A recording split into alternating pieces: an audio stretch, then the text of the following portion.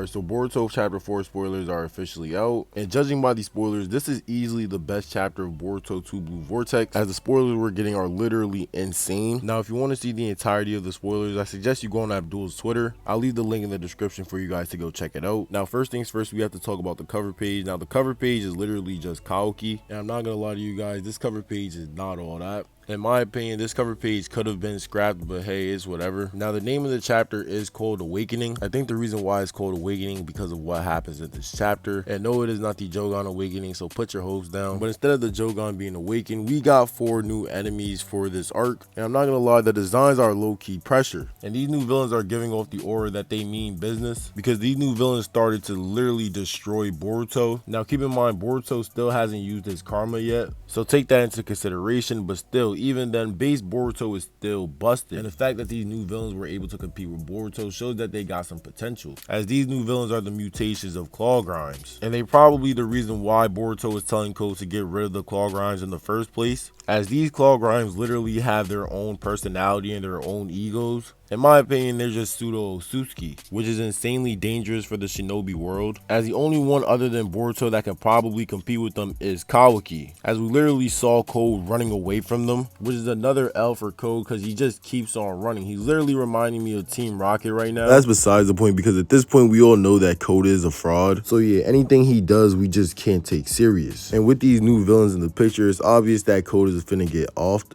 Whether it's sooner or later, it really doesn't matter, but I do know that Code is going to get offed one of these chapters. And another thing we have to talk about is the Sasuke clone that came out of the Claw Grimes. Now, out of the 4 new villains that we got, we actually did get a Sasuke clone with claw marks, because we find out later on in this chapter that Sasuke was actually turned into a tree, which I honestly can't believe that happened. But we're just gonna have to see that fight between Code, Sasuke, and Boruto, because obviously that fight had to be deadly if Code came out with a new scar, and with Boruto running away for his life, we definitely have to see a flashback chapter on that fight. But I doubt the writers would tell us an important event that happened and not show us it.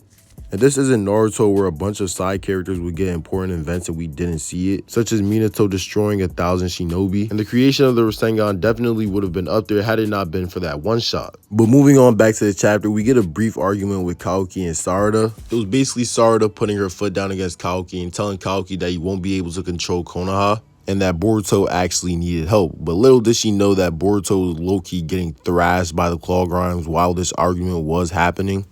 And I'm seeing people talk about the power of these Claw Grimes, as one of the Claw Grimes literally tanked Uzuhiko, an attack that Code could barely even tank. So that pretty much confirms that these Claw Grimes are stronger than anyone from Naruto Shippuden and Boruto Naruto Next Generations, except for Ishiki and Baryon Mode Naruto. But I have a feeling that one of these Claw Grimes are going to be as strong as them, if not stronger than them, because they are showing some great potential. But we also get a cold-ass line from one of the Claw Grimes, and he basically said that they just awakened a new ego and they're overflowing with curiosity, which means there's room to evolve even more with these Claw Grimes. And he also said that wherever Boruto runs, it doesn't matter, as he cannot change his destiny, and that they're not as Otsutsuki hungry as they were before. But yeah, Boruto is still on that list. We also find out that Boruto can use the Flying Thunder God Jutsu just like Minato, which explains how he came out of nowhere just to stomp on Code's face, and that just makes Boruto even more busted, as now he has the Flying Thunder God Jutsu under his belt, and possibly even Sage Mode as well. Boruto is just on another level at this point. But moving on to the last page, we see that Sasuke has officially been turned into a tree, which is a sad case for the GOAT Sasuke, but I'm not going to go in depth until the chapter officially comes out. And we also saw Kashin Koji as well, confirming that Kashin Koji was training Boruto while Sasuke was gone. And this just parallels Naruto and Sasuke so as well, as now both of them has been taken out of the story. But let me know what you guys think down below in the comments. It's been your boy Stormy, and I'm out. Peace.